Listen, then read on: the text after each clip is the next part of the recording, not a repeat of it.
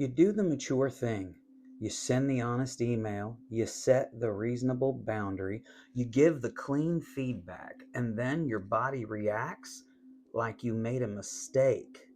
Tight chest, second guessing, the urge to explain, the urge to undo it. Not because it's wrong, but because stability used to be dangerous. Today I'm going to explain why doing the right thing can feel dysregulating for high performers, and why that discomfort is not the signal to backtrack. I'm Adam, and I work with high achieving leaders who built their competence in volatility and now feel disoriented in stability. If you can execute under pressure but feel shaky after healthy decisions, this is for you. Now, let's define the mechanism. You set a boundary, and then you write a second message to soften it. You deliver feedback, and then you replay your tone. You say no, and then you start building an argument for why it was justified. You choose the calm response, and then you feel exposed. Nothing actually happened, but your body behaves like it did. For stimulus-calibrated leaders, stability doesn't feel like peace. Stability feels like a loss of control, because control used to mean anticipation.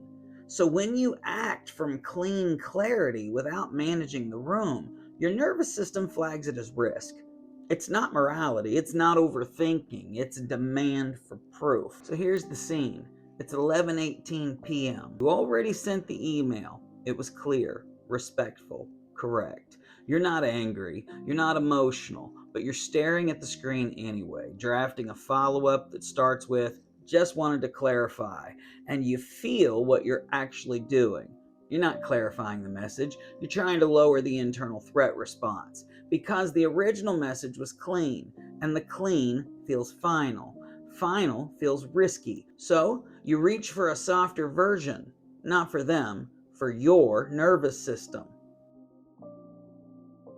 You see, the villain isn't your values, it's reflex. I call it the stability preservation reflex.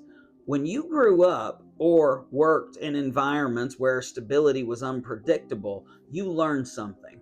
The moment things got calm, something was coming. So you became exceptional at preventing consequences. You read tone, you manage reactions. It also wired your system to associate healthy behavior with exposure. Because healthy behavior removes your usual protection mechanism, control through management. So, when you do the right thing without managing perception, your system panics, not because it's wrong, but because it's unfamiliar. That's stimulus calibration. Your clarity is tied to activation. Remove activation, and your body searches for threat so it can restore orientation. This is the reflex. Pause. You're not afraid of honesty. You're afraid of not managing what happens next. That's different. This isn't a confidence issue. It's a calibration issue. On the activation regulation continuum, stimulus calibrated leaders feel sharp when something is wrong. Regulation calibrated leaders feel sharp regardless of conditions. If doing the right thing makes you spiral, that's not evidence you were wrong. It's evidence you were exiting an operating system that relied on urgency for control. Here's the cost. If healthy behavior reliably dysregulates you, you will start rationing it. You delay boundaries, you soften feedback, you avoid clean clarity, not because you're weak, because your nervous system charges you for it afterward. And here's the organizational consequence. If leaders can't tolerate clean clarity, teams don't get clean clarity. Then alignment drifts. Small problems stay unspoken, and culture starts operating on guesswork. This is how alignment issues get mislabeled as communication problems. You still look composed, but you're paying an internal tax. That tax shrinks leadership bandwidth. And when leadership bandwidth shrinks, authority becomes inconsistent. Here's what most high performers do next. They backtrack, they clarify, they soften, they add context, they smooth the room. Not because the room needed it, but because their body did. But every time you backtrack, you teach your system a rule. Do the right thing causes danger, and danger must be managed. So the next time you set a boundary, your body anticipates the repair phase, which increases the dysregulation. Now you're trapped. You do the right thing, you crash. You backtrack, you reinforce the crash. That's the stability preservation reflex maintaining itself.